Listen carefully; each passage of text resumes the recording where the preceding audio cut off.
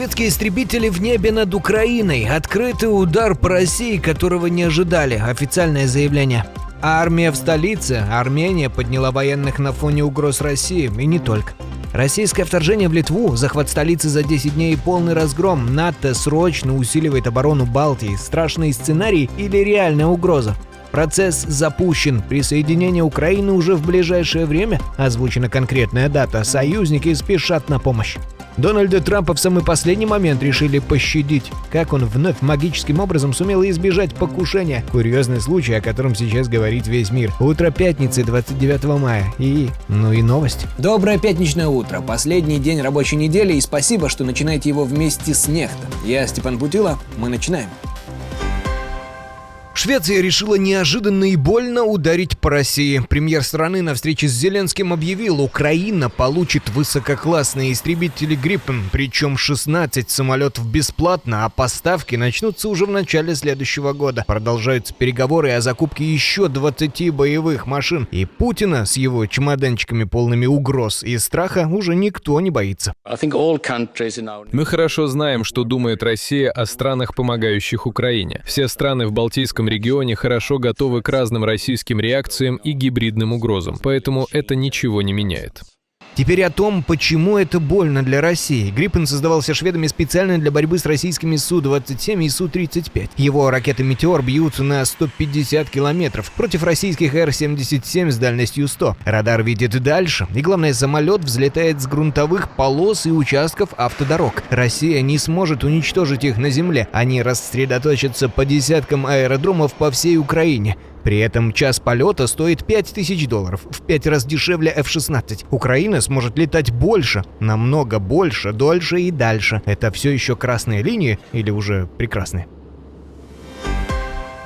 В Черном море у берегов Турции дроны атаковали сразу 3 танкера. Все они возили российскую нефть и находятся под санкциями ЕС, Великобритании и Канады. Один из них связан с сыном советника иранского верховного лидера. Никто не пострадал. Украина и Россия атаку не комментировали. Теневой флот, который Россия использовала для обхода санкций, становится все менее тенистым местом.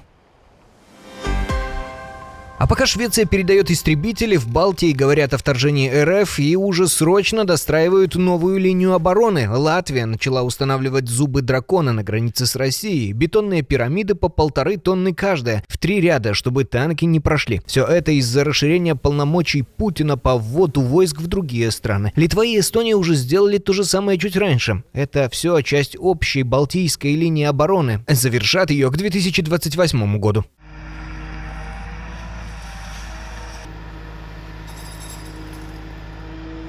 Параллельно бывшие офицеры Пентагона провели военную игру, смоделировали российское вторжение в Литву. Вывод: без помощи НАТО Россия к 5-му дню полуокружает Вильнюс. Но если у Литвы будет 12 тысяч дронов камикадзе с ИИ, Россия за 10 дней теряет треть войск, и операция проваливается. Европа изучает украинский опыт и делает выводы быстро. Глава эстонского МИД Маргус Цахна заявил, в будущем не может быть никаких нейтральных или буферных зон между ЕС, НАТО и Россией. И, кстати, Украина потратит на оборону рекордные 100 миллиардов в этом году за счет кредита от ЕС. Путин такой солидарности явно не ожидал. У него-то и самого союзников особо нет. Присоединение Украины. Названы даты начала процесса. Официальные переговоры о вступлении страны в ЕС стартуют уже 16 июня в Брюсселе. И на этом фоне глава европейской дипломатии Кая Каллас выдвинула России условия для любых переговоров по войне. Сократить армию, вывести войска из Приднестровья, Южной Осетии и Абхазии, выплатить репарации Украине и Европе. Зеркально все то же самое, что Россия требует от Украины. Крым в списке не упомянут, намеренно, чтобы не затянуть переговоры в бесконечность. Совершенно ясно одно. Европа никогда не будет нейтральным посредником между Россией и Украиной, потому что мы на стороне Украины и защищаем свои собственные ключевые интересы безопасности. Реакция Москвы вышла предсказуемой. Слушайте, я идиотские заявления не обсуждаю. И правда, он их не обсуждает, он их обычно создает. Культурный помощник Путина Ушаков назвал это уличными высказываниями дамы, а другая дама, Захарова, и вовсе, слушайте сами. Я хотела бы напомнить вам замечательный, на мой взгляд, очень короткий анекдот про мышей, которые кололись и плакали, но продолжали пытаться съесть кактус. Песков говорит, что мы готовы к диалогу. Канцлер Германии Мерц отвечает коротко. Мы, европейцы, сами решаем, кто будет говорить от нашего имени. В общем-то, тон меняется, Европа больше не просит, она уже скорее требует, и все жестче. Но вопрос к вам, не затянет ли все это переговоры и мир? Шел 5-й год спецоперации «Киев за 3 дня». В Москве на крышах высоток начали устанавливать зенитные ракетные комплексы. Вертолетом Ми-26 на 42-этажный бизнес-центр Nord Star Tower торжественно водружают «Панцирь СМД-Е». Законная цель теперь, но это еще не все. Украинские дроны так напугали Москву, что антидроновые сетки, те самые мангало-технологии, начали натягивать на атомные подводные лодки. На подлодки, Карл, которые под водой. Страна, которая обещала взять Киев за 3 дня, на 5-й год превращает собственную столицу в зенитную крепость, прямо как нацистский Берлин в 1944-м. Короче говоря, все по плану. Все для фронта, все для победы и немного для себя. Арестован заместитель гендиректора Уралвагонзавода, любимого предприятия Путина, единственного производителя танков в России. Путин лично приезжал туда 5 раз, а работники трижды публично поддерживали его переизбрание. Т-90 прорыв. Лучший танк в мире. Без всякого преувеличения.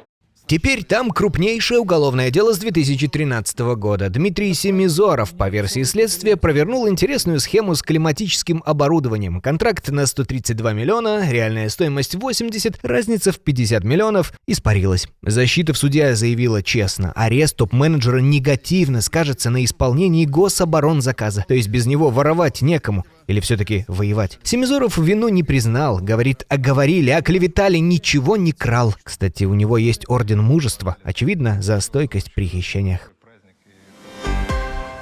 Нефтяная сверхдержава закупает бензин у Беларуси срочно и в огромных количествах. В оккупированном Крыму дефицит топлива. На заправках все по нулям. Вот видите?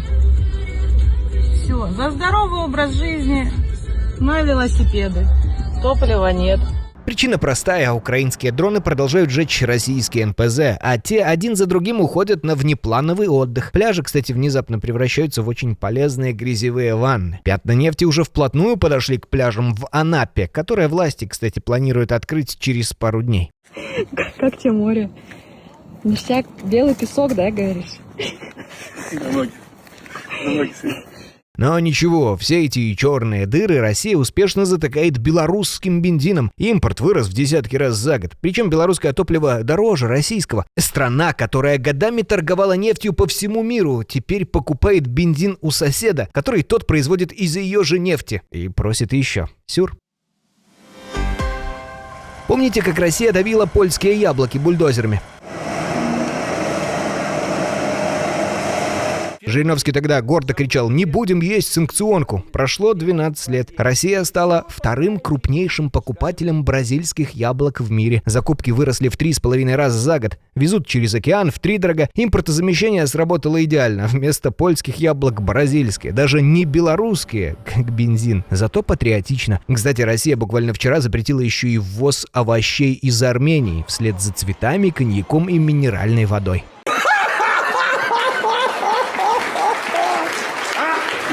Чего не смеетесь-то? Не смешно? Не поняли, да? Это Россия.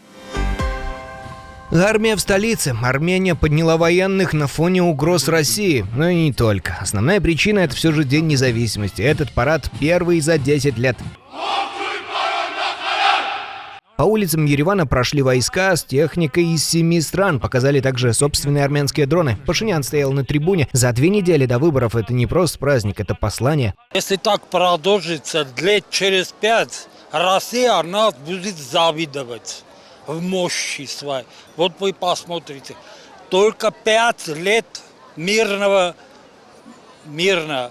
что было, да, что войны не было. Через 5 лет вы все увидите, какие высоты настигли. Я имею в виду технологические. Выборы уже 7 июня. Давление нарастает с каждым днем. Тут уже на нервной почве России американцев опять в злейших врагов записывать начала. Так с кем же Ереван заключает вот эти все, ну, в общем, вполне себе стратегические договоренности о планах и намерениях? С теми, кто хочет зла нашему общему евразийскому пространству.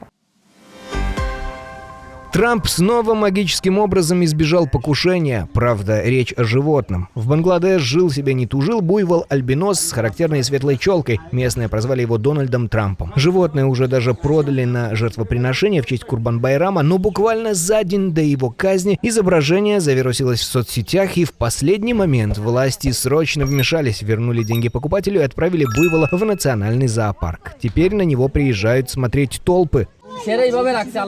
Смотрите, это прекрасное животное. У него так много общего с Трампом, не только волосы, но и внешность. Единственная разница в том, что это буйвол, а тот человек. Короче говоря, никто из Трампов не умирает и умирать не собирается. Российский патриотичный лизатель Байкала и певец ртом Шаман Дронов нашаманил в своем новом клипе. Там настоящий ад. Для меня Россия — мама. И ее нельзя предавать. По сюжету он играет детектива, достает из папки фотографии иноагентов Дудя, Земфиры, Галкина, Ходорковского, Оксимирона, Моргенштерна и еще десятка людей. А потом с помощью ИИ заставляет их петь.